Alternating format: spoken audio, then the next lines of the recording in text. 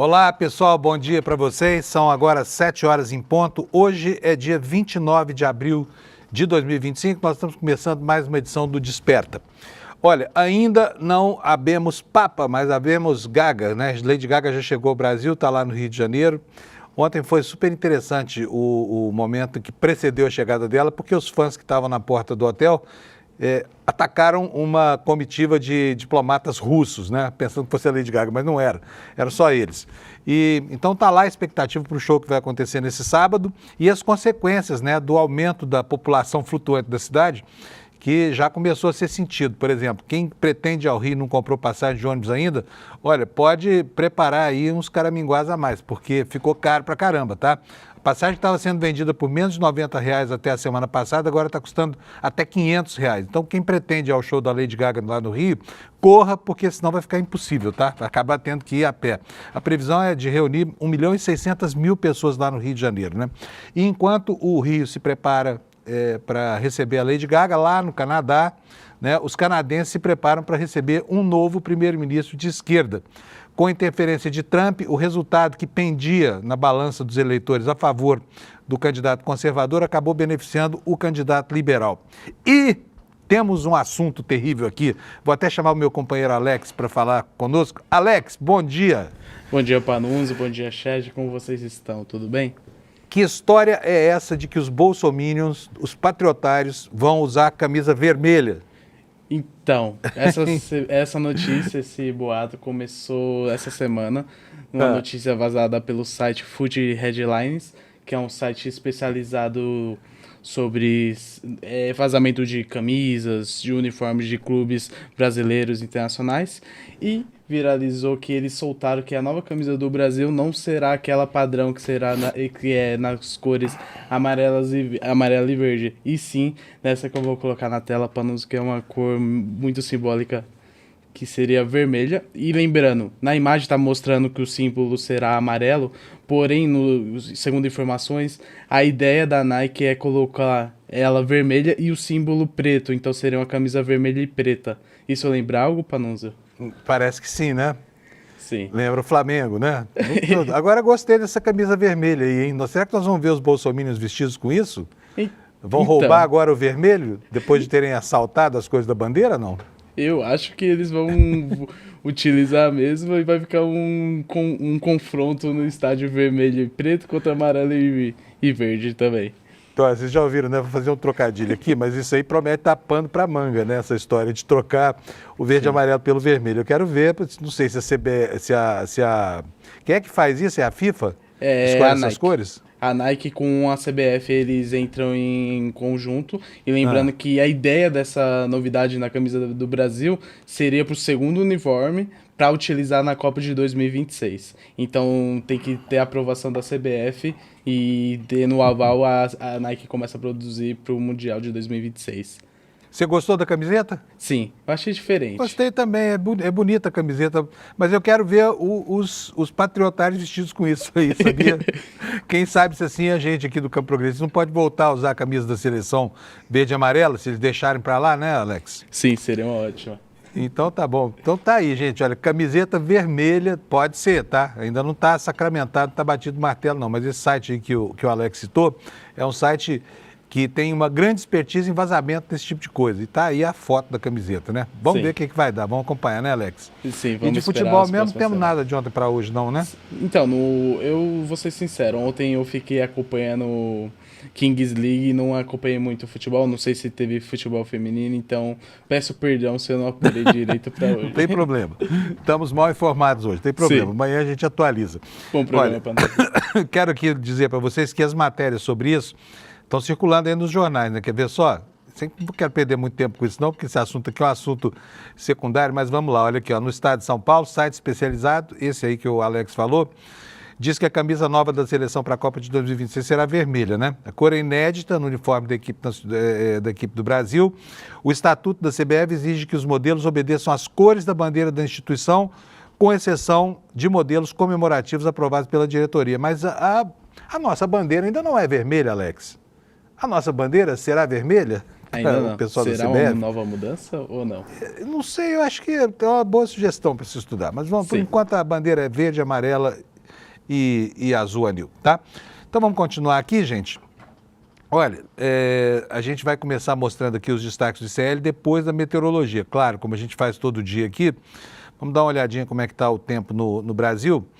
O Alex vai botar aí já está aí na sua tela o mapa. Essa região em amarelo aí, né, uma faixa transversal aí que vai do noroeste até o sudeste do Brasil. Deixa uma manchinha aqui no sul do centro-oeste, nos estados de Mato Grosso do Sul e Paraná, um pedacinho de São Paulo. E lá no Rio Grande do Sul também tem alerta aqui. Esses alertas são de quê? Vamos ver? Lá no Rio Grande do Sul, alerta para geada. O frio está chegando. E olha, a meteorologia prometeu lá para trás que, a despeito do calorão que nós passamos, nós teríamos um fim de ano muito frio, né? Quer dizer, um fim de ano, um meio de ano, uma metade de ano muito frio, agora com a chegada do inverno. E a previsão vai se confirmando aí com a ocorrência de geadas lá no Rio Grande do Sul. Nessa faixa aqui que está sobre o estado do Mato Grosso do Sul, sobre o oeste do Paraná e o extremo oeste de São Paulo, declínio da temperatura é a previsão. E aqui, nessa outra faixa amarela que eu falei que é a faixa transversal, chuvas intensas, tá bom? A mesma coisa acontece aqui no litoral do Nordeste, chuvas intensas desde o Amapá até o Rio Grande do Norte. E vamos ver então como é que ficam as temperaturas ao longo do dia de hoje, né? Porque hoje o assunto merece uma atençãozinha especial da gente. Mas a página não formou aqui, vamos lá pegar a temperatura, agora sim, está aqui. Pronto, agora eu tenho a minha página aqui para poder mostrar para vocês. Porto Alegre, poucas nuvens, máxima de 23, mínima de 10 graus, gauchada, pode pegar o poncho aí no armário, tá? Florianópolis, 15 graus de mínima, 27 de máxima, tempo nublado. Em Curitiba, de 23 de máxima a 9 de mínima. Em São Paulo, de 21 graus a 13, portanto vai esfriar por aqui também. Rio de Janeiro vai ter 19 de mínima e 24 graus Celsius de máxima. E Vitória, a temperatura varia de 22 a 27 graus. Em Belo Horizonte, pancadas de chuva, trovoadas, 26 de máxima, 19 de mínima. Goiânia, nuvens, pancadas de chuva isolada, 29 graus de máxima. Brasília, cadê Brasília? Brasília, muitas nuvens também, 27 de máxima, 18 de mínima. Campo Grande, Cuiabá, 30 graus de máxima, 22 de mínima. Campo Grande, muitas nuvens, 27 graus de máxima, 15 graus de mínima. Porto Velho, temperatura vai a 26 graus, 28 graus hoje, vai ficar fresquinho por lá. Rio Branco com 27, Manaus com 24 de mínima, 31 de máxima. Boa Vista, 33 graus de máxima. Macapá, 31. Belém do Pará, 31 também. São Luís, nuvens, pancadas de chuva, temperatura máxima de 31 graus. Lá em Teresina também 31. Fortaleza 29, Natal 31, aqui não chove, tá, gente? Possibilidade de chuva isolada. Em Recife, 31 graus de máxima. Em Aracaju, 32. Em Salvador, que é a última cidade aqui que eu canto, a temperatura 33 de máxima, 24 graus de mínima. Agora vamos dar uma olhada nos destaques no site do ICL, porque nós temos aqui hoje, né, muita coisa acontecendo. A semana curta, hoje é praticamente o meio da semana já, porque amanhã é o último dia, depois tem feriado. A justiça, por exemplo, não funciona, né? Por quê? Porque no dia 1º é feriado, no dia 2 é ponto facultativo. É o que diz a legislação que rege o funcionamento dos órgãos do Poder Judiciário. E nos destaques aqui do ICL, um dos assuntos principais do dia hoje, que é essa articulação entre Congresso, Supremo Tribunal Federal e até o governo federal, para tentar resolver o problema das penas dos agentes do caos de Brasília lá no 8 do 1. E surgiu agora uma solução alternativa que parece ser bem interessante. O problema é que essas coisas começam de um jeito e terminam de outro, né? A gente sabe que qualquer empreitada nesse sentido acaba sofrendo a interferência aí das forças que atuam sobre o assunto. Mas a manchete principal do nosso site hoje é: Congresso e Supremo acertam a lei para soltar os presos do 8 de janeiro e para aumentar a pena dos golpistas. O que você acha disso? Você acha que tem que deixar os patriotários na rua, soltos, depois de terem participado daquele badernaço todo em Brasília, invadido as sedes dos poderes? Mas é isso que está em discussão e daqui a pouco eu vou me aprofundar nesse assunto, tá bom?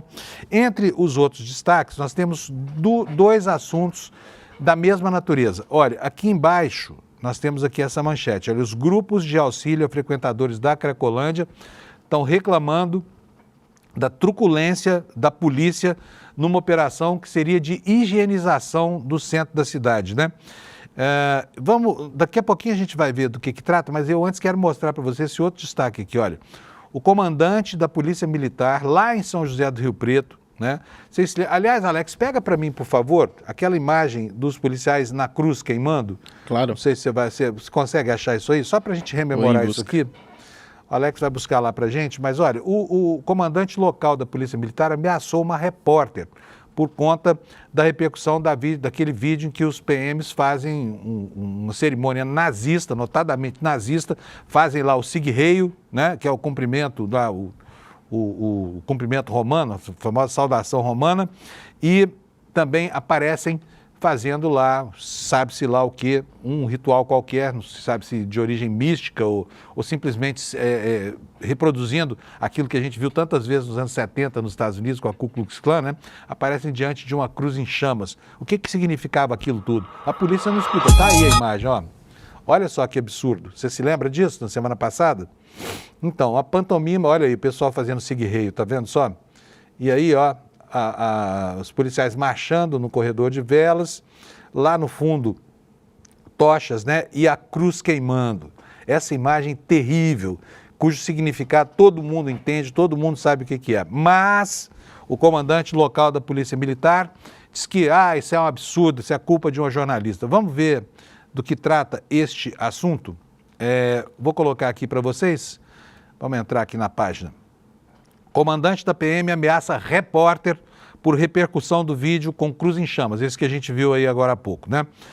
O comandante do 9º Batalhão de Ações Especiais de Polícia, o famoso 9º BAEP lá de São José do Rio Preto, se chama Tenente Coronel José Tomás Costa Júnior, atribuiu a uma jornalista e a um jornal da cidade a repercussão nacional do vídeo que foi divulgado pela própria Polícia Militar.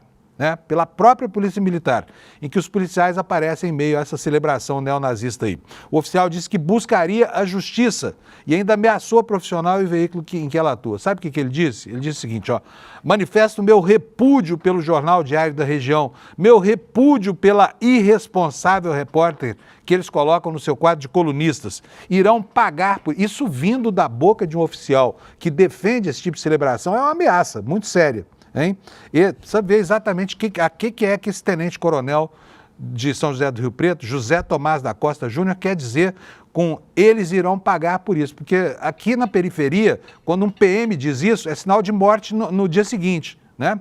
Então tomara que esses policiais não se metam a bestas com uma repórter que apenas divulgou um vídeo que eles mesmos já haviam divulgado. Tá? Apenas deu divulgação jornalística a um vídeo que eles mesmos haviam divulgado, como se isso fosse possível num país democrático, cuja legislação impede terminativamente o culto a símbolos nazistas, tá bom? Nesta segunda, 28, o Sindicato de Jornalistas Profissionais do Estado de São Paulo emitiu, junto com a Federação Nacional de Jornalistas, uma nota em repúdio aos ataques feitos por esse policial. Ao contrário do que disse o tenente-coronel José Costa Júnior na tribuna livre da Câmara Municipal de São José do Rio Preto, o jornalismo praticado pelo Diário da Região, no caso, foi ético, responsável, resultando em um texto correto que narrou os fatos com rigor, contexto e objetividade, noticiando a denúncia contra o 9º BAEP encaminhada ao Ministério Público e abrindo, inclusive, espaço para o contraditório, que é uma das obrigações éticas mais importantes do jornalismo. É o que diz essa nota. E aqui a nossa reportagem conta que o caso já vinha repercutindo antes que essa matéria do jornal lá de São José do Rio Preto fosse divulgada. O militar esteve na Câmara por quase 1 hora para dar esclarecimentos sobre a cerimônia, que foi associada a ritos nazistas e supremacistas brancos. Ele reexibiu um primeiro vídeo que teve repercussão no caso, mas dessa vez com uma narração, segundo a qual a cruz em chamas era parte de um caminho que representa a fé que nos guia na mais densa escuridão. Mas o tenente-coronel, não sei das quantas aí de São José do Rio Preto, não tinha nada melhor para vocês fazerem, não, hein? Tem certeza que isso foi uma boa ideia, que vai defender isso e atacar o jornalista que deu divulgação? É um absurdo, sabe? Usar um ritual marcadamente segregacionista e depois vir culpar o jornalista. Não, a culpa é do jornalista. Matem o mensageiro, vocês irão pagar por isso. Eu não estou dizendo que ele ameaçou matar, tá? Mas a gente sabe da severidade de alertas como esse, feito por uma polícia militar, cuja marca principal hoje é a marca do assassinato, né? E assassinato em qualquer situação. Bom, isso posto, agora vamos passar para a segunda questão, tá? A segunda questão, que é a questão da Cracolândia aqui em São Paulo. Vou abrir aqui a página para a gente ler o que trata, porque que a Polícia Militar de São Paulo é extremamente truculenta e violenta, não há dúvida.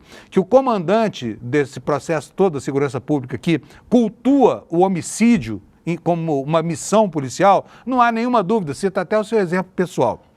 E essa doutrina da violência extrema tem sido aplicada em tudo quanto é lugar. A gente viu o que aconteceu naquela Operação Verão lá no Guarujá, 53 mortos numa baseada só, sabe? Onde eles vão é isso, é gente caindo morta por tudo quanto é lado, sangue se espalhando. E agora, o pessoal que trabalha dando assistência, né, aos desvalidos das Cracolândias estão dizendo que existe uma operação de higienização no centro de São Paulo, tá? Que nós vamos passar a descrever. Olha, está aqui uma foto lá, a Polícia Militar, né? Os usuários de droga lá deitados numa praça do centro de São Paulo. Enfim, e vamos ver aqui o que a nossa querida Laura Couto está contando no site do ICL. Está acontecendo um processo de higienização, apagamento e silenciamento na Cracolândia. A denúncia é de Leona Joves, presidente do Instituto Luz, que há 7 anos atua na região localizada no centro de São Paulo, promovendo iniciativas culturais e de auxílio social aos usuários de drogas. O projeto, entretanto, vem sofrendo com uma intensa repressão policial por parte dos governos do município e do estado, que tem dificultado a entrada dos coletivos no local. Entre outras iniciativas, o Instituto Luz promove a distribuição de alimentos aos moradores da região no projeto batizado Você Tem Fome de Quê? Junto com a ação ocorrem performances artísticas e culturais. Abre aspas aqui, a gente entende que a população ali no entorno não tem fome só de comida, justifica a coordenadora desse movimento. Em um desses atos de distribuição de marmitas, a presidente do Instituto chegou a sofrer violência física da GCM, que agora está concorrendo em violência com a Polícia Militar do Estado de São Paulo, né? Abre aspas para ela aqui de novo. No momento em que fui informar para os moradores que a alimentação estava disponível, um cabo da GCM me pediu para encostar na parede. Eu disse que ia ligar para os meus advogados, mas eles não deixaram. Mesmo assim, fui pegar o meu celular na bolsa e nesse momento senti um soco na minha costela.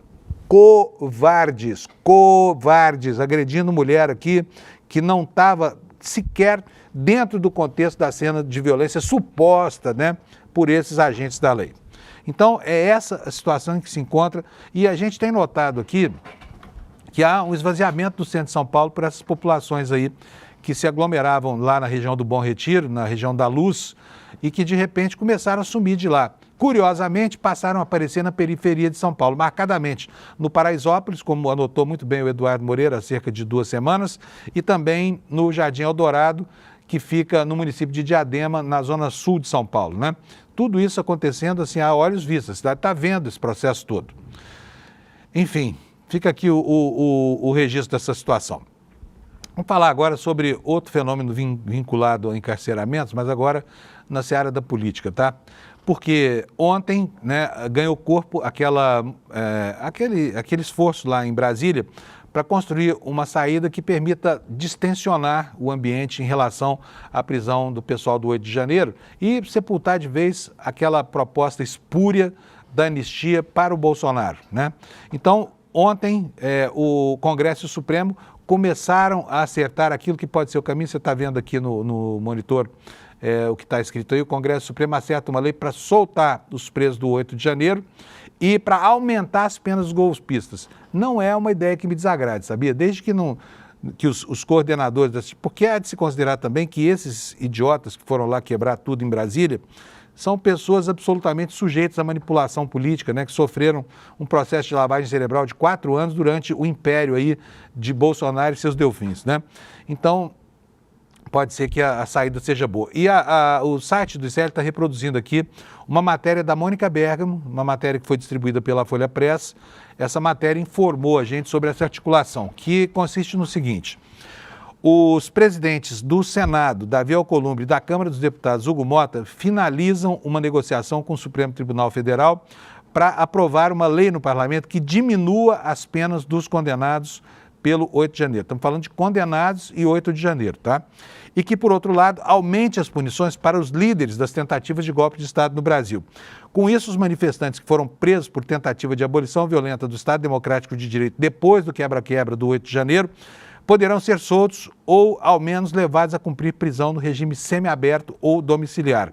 É uma decisão que caberá ao Supremo, que vai precisar analisar caso a caso a situação dos 153 que já foram condenados, né? E que permanecem presos. A coluna da Mônica Bergamo apurou que o projeto deve ser apresentado em maio ao Senado por Alcolumbre. E como ele é o presidente da casa, ele conseguirá dar um maior peso político a essa discussão.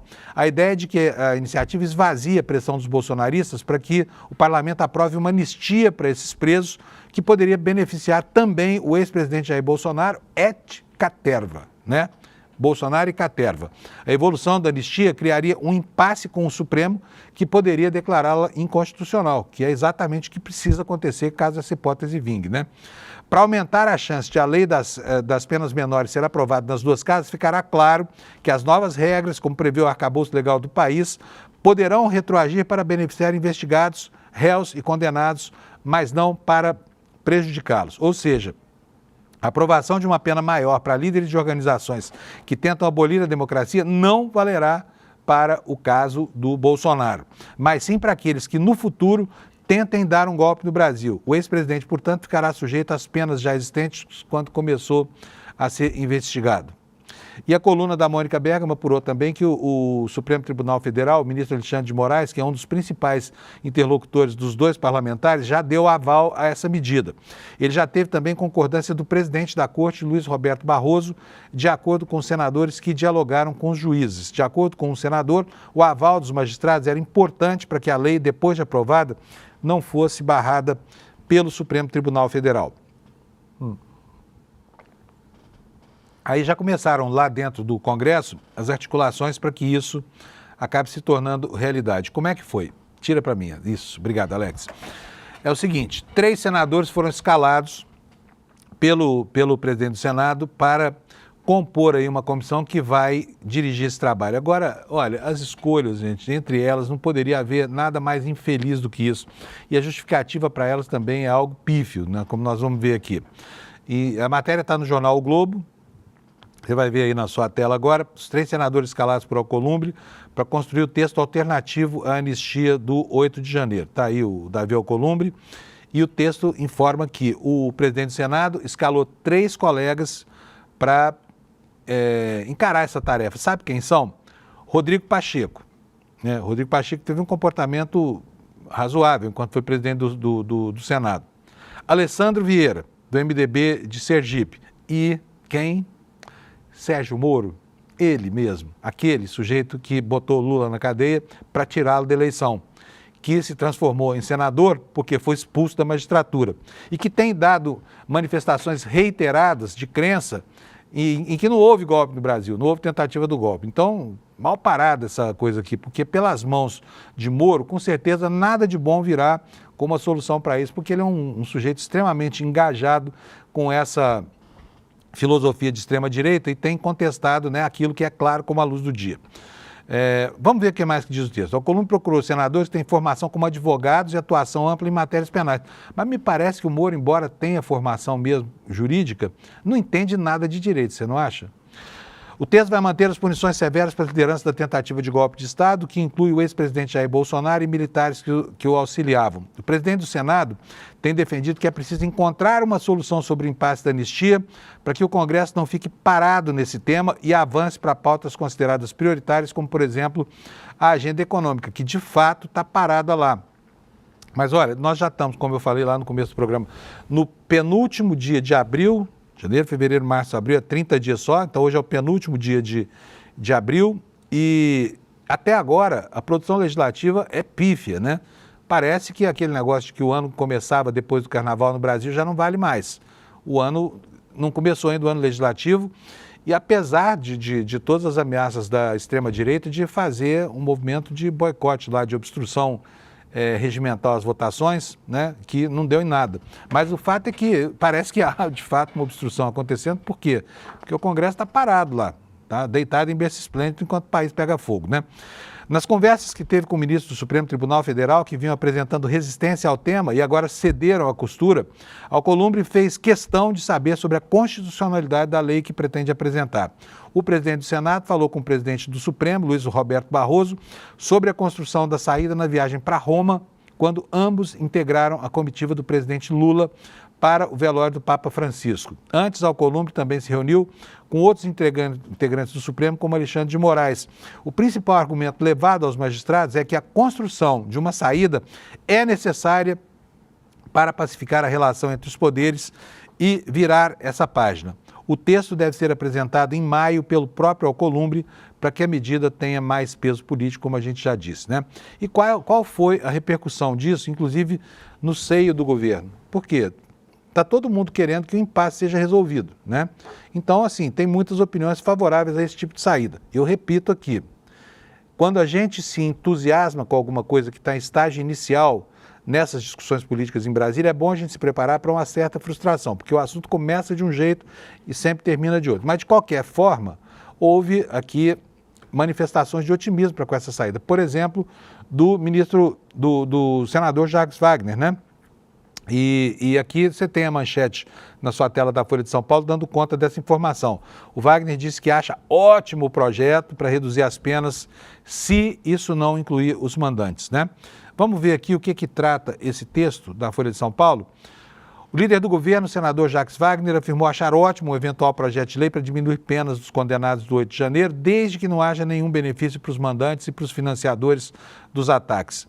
Como mostrou a Mônica Bergamo nessa coluna que eu li agora há pouco, os presidentes do Senado, da Câmara, negociam com o Supremo Tribunal Federal uma lei para diminuir as penas de parte dos condenados, aumentando a punição para lideranças. Eu acho, sabe de uma coisa assim, vou fazer um hiato aqui na leitura do texto, eu acho que a história de aumentar a pena para líder é o bode na sala dessa discussão, e vai vendo aí. Bom, então vamos continuar aqui. O que disse o Jacques Wagner? Ele disse o seguinte: eu acho ótimo, desde que não se fale em anistia para mandantes e financiadores do crime. E não estou olhando para o Bolsonaro, que já está inelegível. E se depender de mim, pode até ser candidato porque não me incomoda, disse Wagner à Folha. O senador diz ver na movimentação de Alcolumbre e Mota uma preocupação em distensionar a relação do Congresso com o Supremo. Wagner também nega envolvimento do governo Lula nas negociações e afirma desconhecer o texto de eventual projeto que esteja por vir. O Planalto, segundo ele, não está à frente do assunto. A posição, não diria nem que é Planalto, mas de quem zela pela democracia, é a de concordar com uma anistia. Quem está pressionando? O Parlamento, para votar a anistia. E a votação é para comprar uma briga com o Supremo, não com o Planalto. Não é o Planalto quem está condenando ninguém, disse aqui o Jacques Wagner. O ex-presidente do Senado, Rodrigo Pacheco, tem negociado a redação do texto, segundo relatos, por ser advogado e ter presidido o Congresso durante os ataques. Autoridades, a par da articulação, afirmaram que o projeto de lei é uma forma de enterrar a ideia do perdão às pessoas envolvidas, de esvaziar o argumento dos bolsonaristas de que as penas aplicadas pelo Supremo têm sido desproporcionais e de superar a pauta, liberando a agenda do Congresso para outros temas. E com a avaliação de que a movimentação encabeçada pelo Congresso e pelo Supremo também livra o governo de se envolver com esse tema, poupando Lula de maiores desgastes. É o que diz aqui essa matéria sobre essa articulação. Vamos passar ao noticiário internacional, gente? Olha, ontem nós tivemos um dia de cão aí pelo mundo, na Europa, porque houve um blackout em Portugal e na Espanha, também na França, que foi onde aconteceu o epicentro do problema, e demorou horas para a situação ser contornada, com muito prejuízo lá na União Europeia, né? Os pacientes de hospitais ficaram numa situação muito ruim, o transporte público sofreu, as pessoas não conseguiam sequer pagar a refeição com um cartão de crédito ou um cartão de débito, porque nada funcionava. A internet não funcionava, telefone celular não funcionava. Foi uma situação terrível. Mas na capa dos jornais hoje, esse apagão europeu ganhou uma importância secundária. Por quê? Porque houve eleição no Canadá e aconteceu aquilo que era improvável. Venceu o campo progressista no Canadá. E venceu por quê? venceu por causa das investidas de Trump sobre o país, né, desrespeitando a autonomia do Canadá, falando em anexá-lo aos Estados Unidos como 51º estado, enfim. E o candidato conservador que tendia a ganhar a eleição de maneira tranquila, até algumas semanas atrás, de repente foi derrotado pelo Trump, não foi nem pelo campo progressista. O que está dizendo aqui o Washington Post? Né? Que houve uma recuperação impressionante, que os liberais de Kearney, que é o nome desse novo primeiro-ministro, venceram então as eleições no Canadá, resultado que marcou uma reversão na sorte de um partido que estava a caminho de uma derrota histórica há apenas alguns meses e coroou uma caminhada derrotada pelo presidente Trump. Então, está aqui. E outros destaques na capa também dizem respeito aos problemas internos lá nos Estados Unidos, que estão às turras, né, com o trumpismo. O segundo destaque fala do esvaziamento, da utilização pelas agências de segurança até de polígrafos. Polígrafos é detector de mentira, tá? Para caçar quem? Os grandes inimigos do Trump, aqueles que ele identifica como pessoal da cultura woke, né? Ou seja, os progressistas americanos. Autoridades atuais e antigas dizem que a repressão no FBI, no Pentágono e no gabinete do diretor de inteligência nacional está criando um clima de medo e prejudicando a segurança nacional, que é exatamente o que esses anocratas da estirpe do Trump pretendem, né? E, enfim, vamos ver o que mais que tem aqui no jornalão americano. Eu separei aqui para vocês duas manchetes, uma delas sobre exatamente a eleição do primeiro-ministro do Canadá. E aqui está o texto no jornal. Em uma recuperação impressionante, os liberais de Kearney vencem as eleições federais no Canadá. Resultado projetado marcou uma reversão na sorte de um partido que estava a caminho de uma derrota histórica há apenas alguns meses e coroou uma campanha que acabou sendo, né, sofrendo a influência do Trump. O correspondente em Ottawa do jornal conta para nós que os liberais do primeiro-ministro Mark Carney estavam prestes a vencer as eleições nessa segunda-feira, agora o resultado já saiu, tá? Isso foi projetado pelas agências de notícias e o jornal disse que não estava claro se os liberais liderariam um governo minoritário ou majoritário, já que os votos continuavam sendo contados. Acontece que o jornal está atrasado, tá? Na capa do Times, que eu vou mostrar para vocês aqui agora, já está aqui o placar com o resultado final das eleições no Canadá. O Partido Liberal, que apesar desse nome é identificado com o campo progressista no Canadá, ficou com 154 cadeiras. O Conservador, que deveria vencer as eleições, ficou com 131 cadeiras, né? A diferença foi de 2 pontos, pouco mais de 2 pontos percentuais entre os dois. O Bloco Quebequense ficou com 21 cadeiras, o Novo Democrata com 4 e o Partido Verde com apenas 1. Então, o Partido Liberal, somando todas as cadeiras, olha, nós temos aqui nas demais 131 mais 21 são 152, 156, 157 cadeiras no parlamento que não são do Partido Liberal. Portanto, vai ser preciso construir uma aliança ali para montar o futuro governo, mas não será difícil, né? Por quê? O freio de arrumação no Partido Conservador foi muito impressionante, Vamos tratar agora da questão das manchetes dos jornais europeus. Eu falei que o apagão na Espanha e em Portugal tinha ganhado uma conotação de assunto secundário e realmente, olha, eu vou mostrar para vocês aí a capa do jornal El País. Você pode ver que está aí na capa exatamente a eleição do Kearney lá no Canadá, né? Mas o jornal também vai tratar do apagão, obviamente, porque a Espanha sofreu drasticamente ontem, né? E fizeram aqui uma cobertura minuto a minuto sobre o que está acontecendo lá. Olha, agora de madrugada, a última publicada pelo jornal El País, era de que a Espanha já havia recuperado 99% do fornecimento de eletricidade e o transporte ferroviário, que é muito importante lá, continuava operando ainda com metade da velocidade. O ministro dos Transportes, diz aqui o olho da matéria, anuncia a reabertura gradual do serviço de alta velocidade de longa distância. O metrô de Madrid reabriu às 8 horas da manhã, horário local, lá, né? Então são 4 horas de diferença, já estão ao meio-dia lá, com trens de passageiros operando com 50% da velocidade. E, enfim, o próprio rei vai presidir um Conselho de Segurança Nacional nesta terça-feira aqui para tratar sobre essa questão do apagão. E o que o jornal fala? Após o grande apagão que paralisou toda a Espanha, na segunda, a rede elétrica informou que às 6 horas, mais de 99% do fornecimento de eletricidade já haviam sido restaurados e todas as subestações da rede estavam ativas. Os maiores problemas persistem no transporte ferroviário, com centenas de pessoas passando a noite nas estações esperando pegar um trem. Conexões de alta velocidade e de longa distância foram amplamente restauradas e nas primeiras cidades os metrôs e trens de passageiros estavam no começo da manhã lá na Europa, voltar ao normal. O trem de passageiro está operando com 50% da capacidade em Madrid e foi suspenso na Catalunha devido a instabilidades no serviço elétrico, né?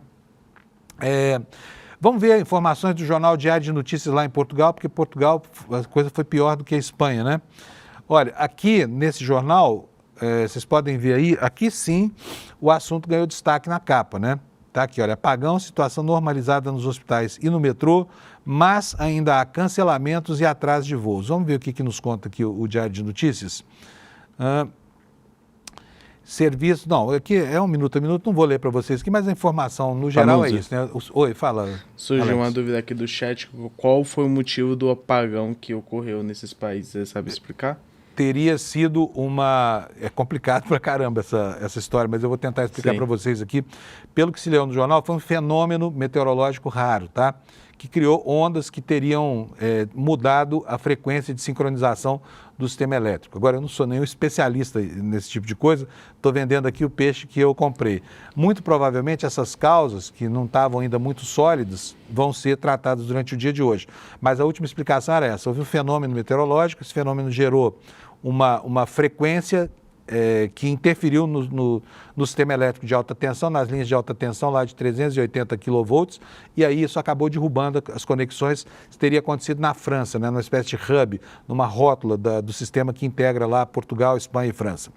Satisfeito, Alex, com a explicação ou não? Sim, ótimo. Eu adorei a explicação e espero que o chat também tenha entendido. Obrigado, Banusa. Você entendeu ou não? Se ficou complicado, a gente tenta explicar. Então tá bom. Eu coloquei aqui no Google.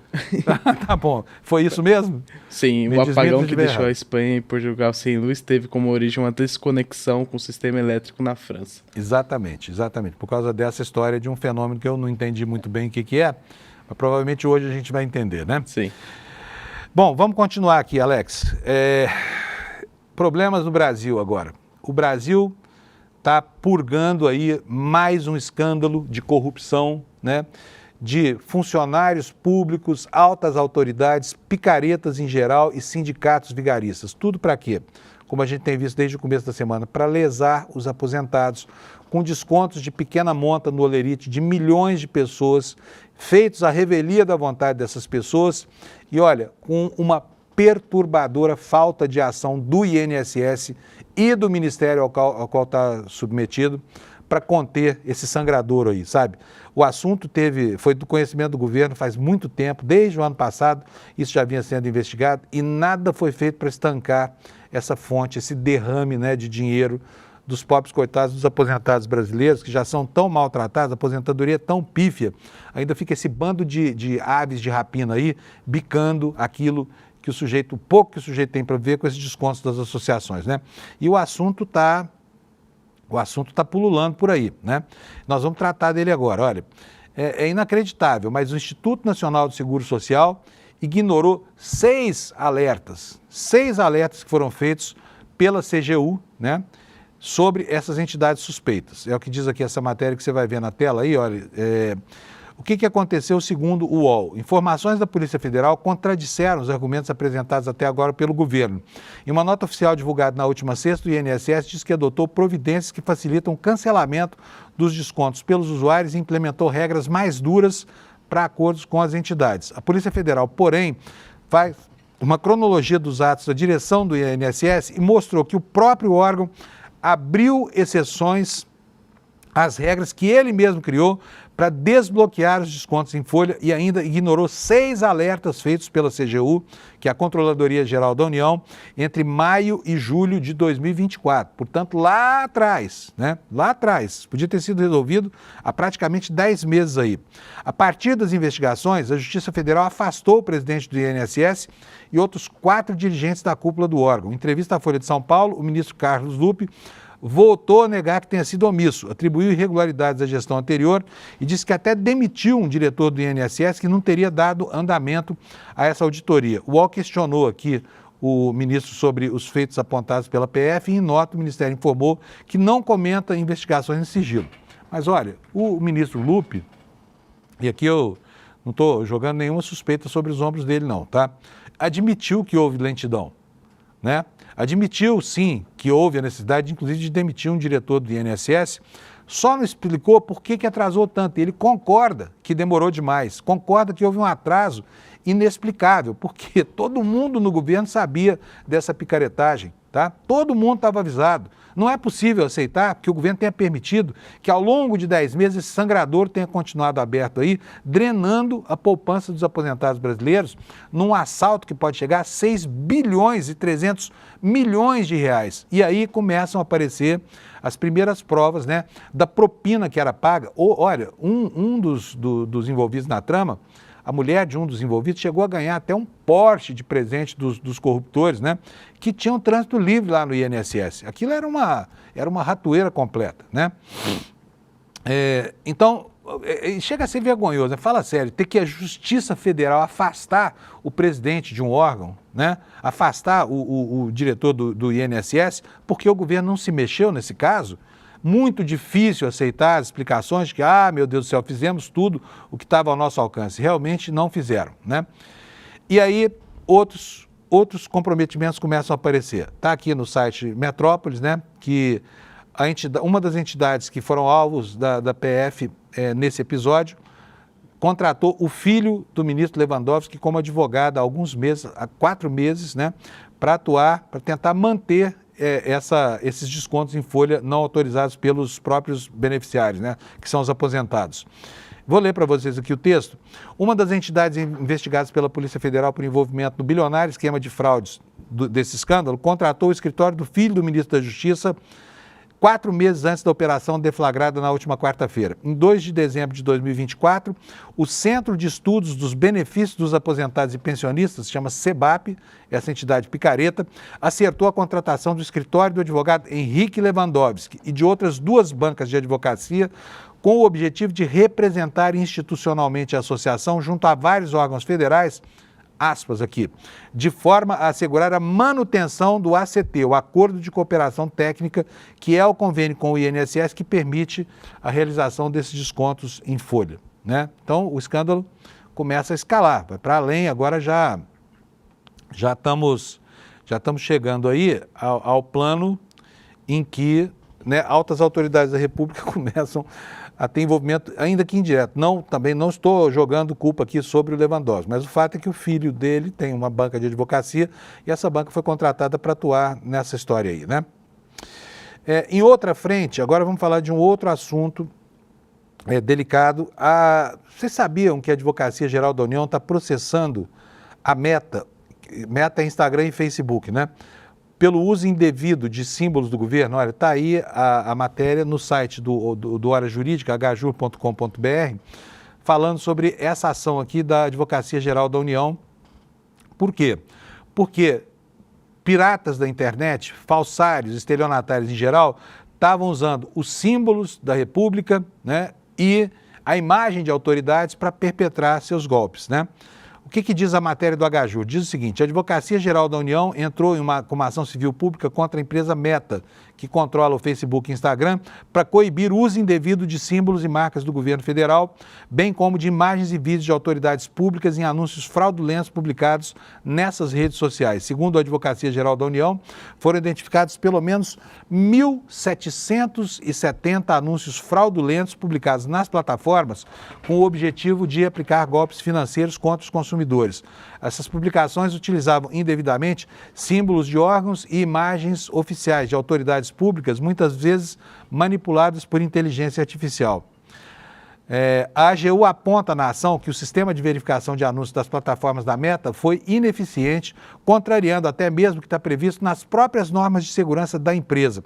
E por isso pediu a condenação por danos morais coletivos pela violação das normas legais de proteção ao consumidor contra publicidade enganosa. A quantia resultante dessa condenação seria então destinada ao Fundo de Defesa dos Direitos Difusos. E, além disso, a AGU está solicitando também que seja apurado o valor levantado pela empresa com a veiculação desses 1.770 anúncios fraudulentos entre os dias 10 e 21 de janeiro. Portanto, é um período só de 11 dias, tá? Porque se fizer um escrutínio aí com um escopo maior, um prazo maior, com certeza serão milhares e milhares de anúncios, porque toda hora a gente vê algum falsário, algum pirata da internet, né, manipulando imagens para enganar a boa-fé das pessoas, né? E aí o que acontece é que as peças publicitárias, elas ofertavam programas governamentais, programas que existiam e outros que não existiam, fictícios, né, se fazendo passar por páginas de instituições públicas e privadas e manipulavam imagens de lideranças políticas com tecnologia de inteligência artificial. A ação destaca que, mesmo no início de abril, anúncios semelhantes continuavam ativos nas plataformas. Essa história, gente, de comércio, principalmente comércio direto pelas redes sociais, em sites suspeitos, é algo que merece mais atenção do que tem sido dado, sabia? Merece mais atenção do que tem sido dado. Muitas vezes a gente pensa que a imagem, um símbolo da República ou algum órgão oficial é suficiente para garantir a saúde, né, a rigidez dessas transações, e não é nada. Né? As pessoas fazem boletos, QR Code de Pix, essa coisa toda, e acabam enganando, especialmente aquelas pessoas que têm menos facilidade de lidar com as redes sociais. O assunto é gravíssimo. Agora, se somar a esses 1.770 anúncios também, anúncios feitos, por exemplo, de influenciadores que têm a sua imagem manipulada, né, e acabam sendo, sem querer, involuntariamente, sendo protagonistas desse tipo de golpe. Por quê? Porque tem, às vezes, uma mensagem comercial editada, é uma pessoa que os internautas já conhecem, e eles acabam comprando e nunca mais o produto chega e muito menos o dinheiro. Gente, vamos falar um pouquinho mais agora sobre a questão do tarifaço, porque o tarifaço está gerando consequências em todo mundo. Por exemplo, a administração Trump, nós já vimos na edição de hoje, gerou como consequência uma virada espetacular nas eleições do Canadá. Mas tem uma reestruturação do comércio global com o surgimento de novas alianças. Nós estamos vendo, por exemplo, a pressão dos Estados Unidos sobre a Índia para criar um novo acordo comercial ali que beneficiaria os dois países, para que a Índia passasse a substituir a China como grande protagonista do comércio global e suprisse as demandas americanas que estão sobretaxadas pelo governo Trump, né? Mas, ao mesmo tempo, tem a questão da guerra com o Paquistão, por causa do problema da Caxemira, que continua sendo uma hipótese em aberto e que pode fazer escalar, inclusive, a tensão no planeta, né? Em compensação, os ex-parceiros dos Estados Unidos, os países que estão sendo prejudicados por essas ações do Trump, começam a se rearticular. Por quê? Para que o fornecimento de bens e serviços continue tendo um fluxo, né, que garanta lá o funcionamento das empresas, o fornecimento daquilo que os consumidores esperam adquirir e tudo mais. E nós temos no Valor Econômico de hoje uma matéria que retrata exatamente isso que está acontecendo. A matéria é essa aí que você está vendo. Olha, China retoma o interesse por ativos no Brasil, setores de infraestrutura e mineração entram no radar dos investidores do país asiático. Alguns anos atrás, a China olhou para o Brasil, né, com olhos de mercador mesmo, e veio para cá com muita força para atuar principalmente no agronegócio, trazendo fábricas de implementos, de tratores, comprando diretamente terras aqui, fazendo arrendamento para produzir soja, que eles demandam muito lá. E a matéria do Valor trata do seguinte: olha, investidores chineses voltaram a aparecer nos processos de fusão e aquisição, M&A, né, sigla em inglês, no Brasil, após alguns anos com um apetite mais morno por ativos no país. Segundo banqueiros de investimentos, o interesse ainda é basicamente restrito aos setores de infraestrutura, incluindo logística, energia e mineração, mas também começa a emergir em tecnologia mais voltada para a infraestrutura de dados. Dentre as operações recentes com compradores chineses está a venda da Vast Infraestrutura da Prumo Logística para a China Merchants, CMP. A fabricante de pás eólicas chinesa Sinoma Blade chegou perto de comprar a brasileira Aeris, que tenta superar uma crise financeira também neste ano. Então, são movimentos que estão acontecendo, né, no arrasto desse processo de transformação da economia global, protagonizado lá pelos Estados Unidos nessa inflexão democrática que está acontecendo, né? Aqui citam outros exemplos de empresas chinesas que têm se aproximado com muita velocidade, aliás, né, de ativos brasileiros.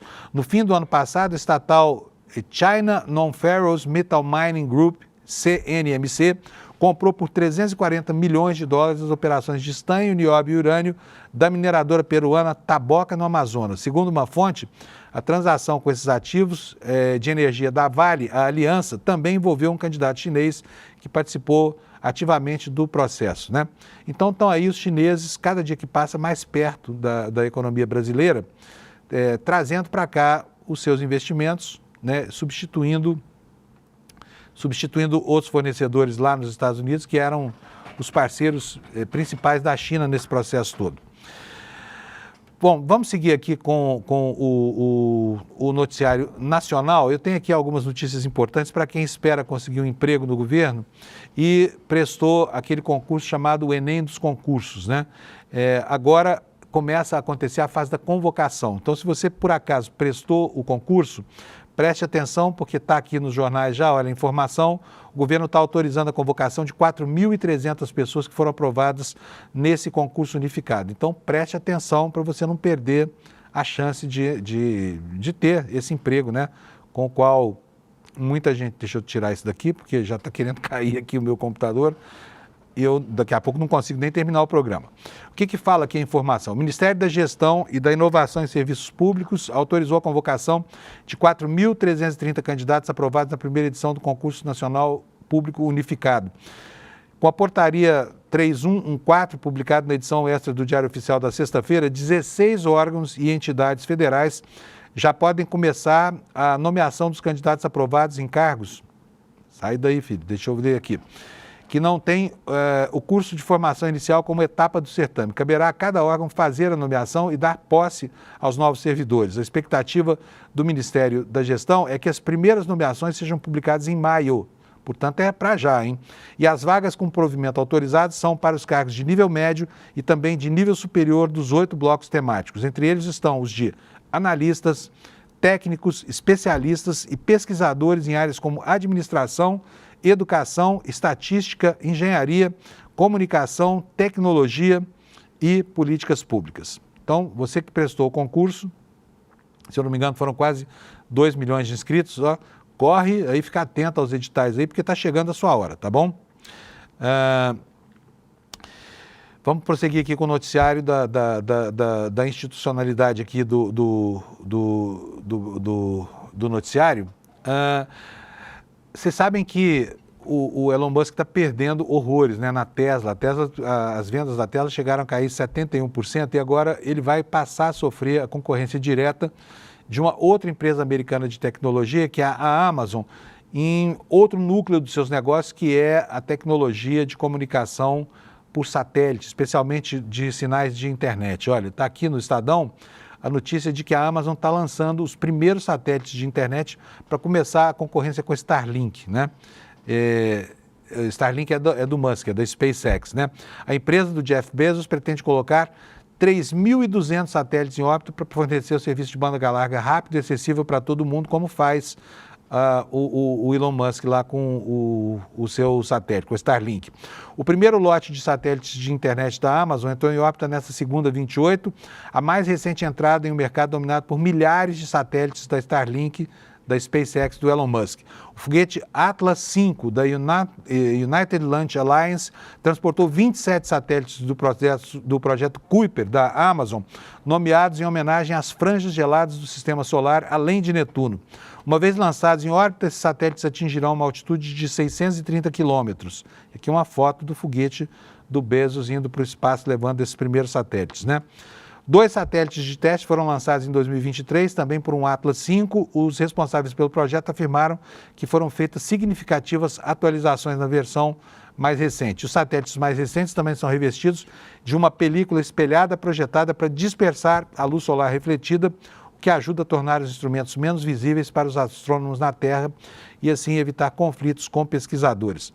Então tá aí, olha, aí eu fico aqui, me pergunto aqui, onde é que vai caber tantos satélites na órbita da Terra, né?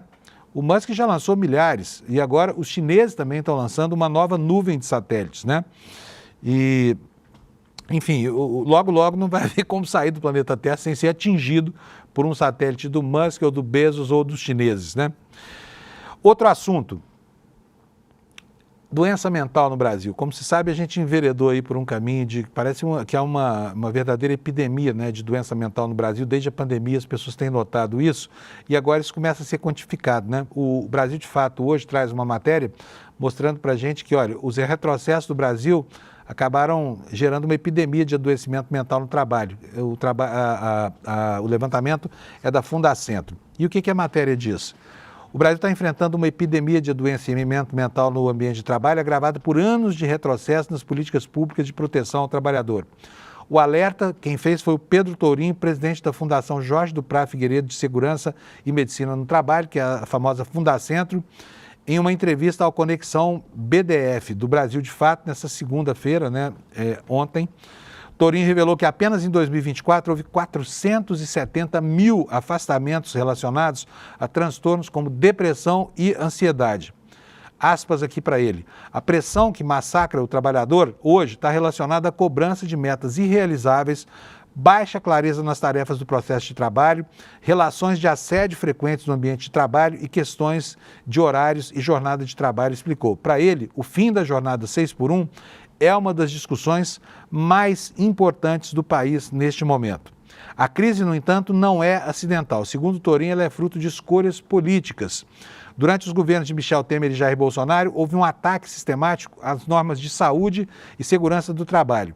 Ele diz que foi um período em que toda a agenda de proteção à saúde do trabalhador foi duramente atacada e isso favoreceu, evidentemente, o avanço de práticas que não eram comprometidas com a saúde e a segurança dos trabalhadores. O presidente da Fundação lembrou que no Brasil, historicamente, já figurava entre os países com mais acidentes de trabalho no mundo. Em 2024 foram registrados 740 mil acidentes, com 2.400 mortes. Então, esse clima, né, de insegurança, de degradação do ambiente da segurança no trabalho, tudo isso acaba fazendo com que o brasileiro comece a ficar numa situação psicológica muito complicada, né? Quase 500 mil de afastamentos do trabalho por causa de problemas relacionados à saúde mental. E para você que está aí com a sua saúde mental perfeita, que não está estressado nem nada, eu tenho que recomendar uma vez mais. Essa semana o ICL abriu aqui uma agenda de eventos especialmente importante para demonstrar o quanto é preciso coragem para fazer jornalismo no Brasil. E a coragem demonstrada pelo ICL passa pela veiculação dessa minissérie que está no ar agora, chamado Folha Corrida, que mostra como a Folha de São Paulo cedeu seus meios, cedeu veículos para que agentes da ditadura militar brasileira pudessem fustigar os inimigos do regime. Para que a gente consiga manter esse jornalismo de pé, é muito importante que você se vincule aos produtos daqui. O ICL tem uma gama de produtos maravilhosa. Você pode ser sócio, pode cursar 300 cursos que o ICL oferece, e tudo isso por uma bagatela, por uma mensalidade que é irrisória. R$ 47,00 por mês, R$ 42,00 por mês para você fazer uma assinatura pessoal, ou R$ 67,00 por mês para você dar a alguém a oportunidade de estudar também nos cursos aqui do ICL, né? É uma iniciativa que deixa qualquer um orgulhoso de si mesmo. Posso patrocinar a educação de alguém, né, com 60 e poucos reais por mês, R$ 2,00 por dia basicamente. E aqueles que fizerem assinatura no ICL hoje, olha, vão ganhar, né?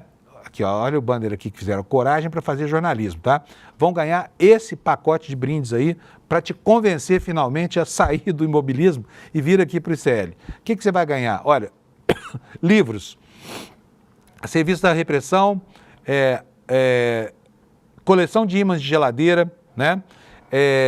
Pulseira do ICL, um mega pacote de presente exclusivo, banner de geladeira, enfim, tem um monte de coisa aqui super interessantes, tudo isso para te convencer a nos ajudar aqui com essa mensalidade irrisória que patrocina os cursos do ICL e que dá para você como brinde o jornalismo que a gente faz aqui, que é o jornalismo mais sério e honesto do país e ético, que é o que se faz aqui no ICL hoje. Então não perca essa oportunidade, vai agora aqui no despertaicl.com.br, deixa lá o seu cadastro e ajude o ICL a permanecer de pé com essa proposta fantástica de financiamento, sem patrocinador, sem publicidade, desse grande ativo que é o jornalismo. Fala. Tudo isso por R$ 47,62, tá bom? Ah, tem os 62 centavos também que eu esqueci. É R$ 47,00. R$ 47,62. São Isso. R$15 a mais. Por 47 você assina o ICL para você. Por 62 você dá de presente para alguém a oportunidade de fazer os cursos do ICL, tá bom? Não perca essa oportunidade, gente, é muito importante, sabe? E o brinde, sabe, o ganho colateral é muito bom, porque, olha, o Brasil precisa desse tipo de jornalismo, tá? É isso, recado dado, eu desejo a você um dia excelente, que você tenha uma ótima quarta-feira, amanhã sextou mais cedo, né? Porque na quinta-feira é feriado, nós estaremos aqui às 7 da manhã para dizer para vocês como é que o mundo acordou, tá bom? Então, tchau, obrigado pela audiência, até amanhã. Jornalismo de verdade coloca o interesse do público acima de qualquer outro. Essa é a gravidade da situação. Como que a gente hoje, que tem imagens imediatas do que se passa, aceita uma coisa dessa? Incomoda os poderosos. Ele me viu, olhou no meu olho, já mandei ele atrás de ti, cadê a credencial? A gente entrou agora numa cruzada contra esse crime das tais apostas esportivas. Jornalismo de verdade não se omite nunca. Está sempre ao lado da democracia. Que eu já falei várias vezes, né? Sobre como o Cid omitiu e até mentiu algumas vezes. As urnas, elas funcionam. A denúncia foi recebida por unanimidade. Não descansa, porque a notícia também não. A gente está subindo uma trilha no meio do mato. É um lugar perigoso também, porque é esse tipo de pedaço de terra que acabou deslizando lá para baixo, né? Então a gente está prestando atenção e está subindo para mostrar lá de cima. Jornalismo de verdade denuncia as injustiças. Um grupo de pessoas cada vez maior está sendo trazido e despejado aqui por Paraisópolis. Jornalismo de verdade é livre, sem patrocínio, sem monetização e com independência para dizer o que precisa ser dito. O ICN só pode fazer jornalismo de verdade graças ao apoio da comunidade corajosa que luta ao nosso lado. Faça parte da comunidade do ICL e apoie a nossa luta pelo jornalismo de verdade.